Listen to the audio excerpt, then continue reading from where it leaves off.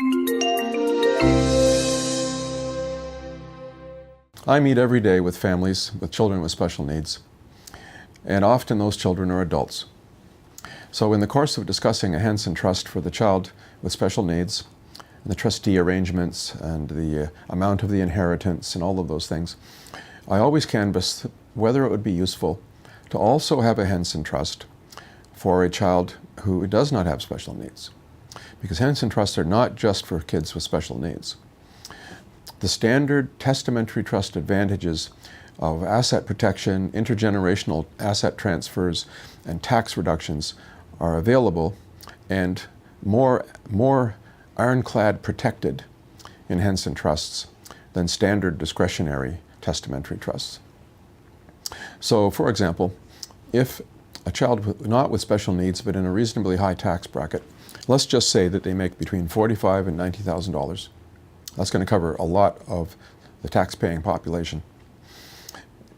If they were to inherit $400,000 directly, and for this all you need is 2 kids in a house in Toronto, then when they invest the $400,000 at, let's say, 5% for the long term, it earns $20,000, and that $20,000 initially would be taxed in the hands of that child at 33%. So this is almost $7,000. Now, if instead there was a Henson Trust for that child's share, that child would be the trustee of their own trust, and they would be a beneficiary of the trust along with the children, let's say 3 children.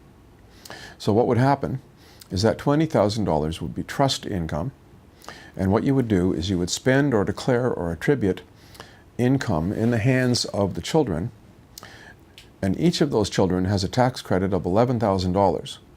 So you would split the money, there'd be no tax payable, $7,000 a year saved in taxes. And then if you were to divide that by 3, for example, you could make that contribution to an RESP for the child.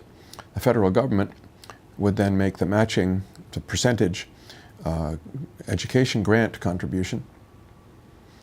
And this is a much better plan for the children and for the family.